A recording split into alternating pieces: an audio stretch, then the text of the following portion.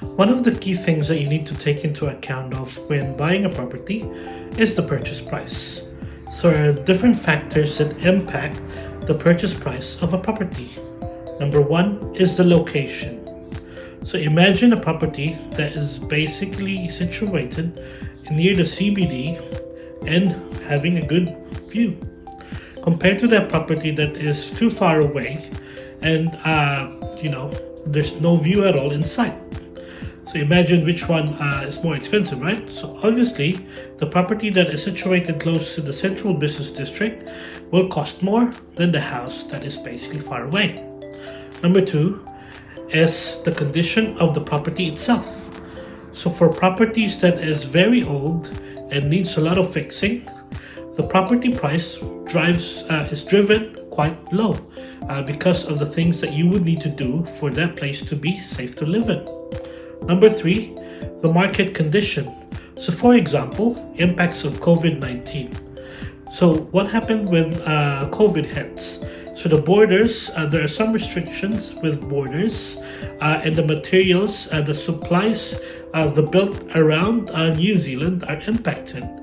What happens there? So it droves those costs for building townhouses, apartments, and even other residential homes are impacted, which drives the price of those houses or dwellings to go up.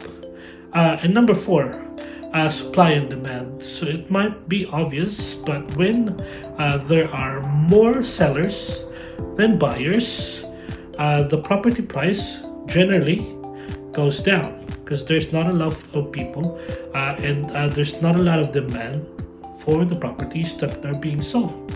If it was the other way around, there are more buyers than a property that's available in the market, that drives the properties to go up.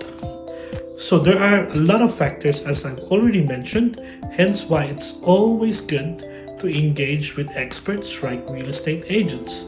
But always be aware that, in situations, most real estate agents work for the sellers. Hence why you need to be cautious as well. There are sites or free websites that you could go into to be able to look at listings on places and places that you do want to buy in. And also, some of the prices there are listed. Others are basically, privately discussed. So examples of websites that you could go into when you're looking at purchasing a property. So number one would be QV and homes.co.nz, or you can also go to TradeMe.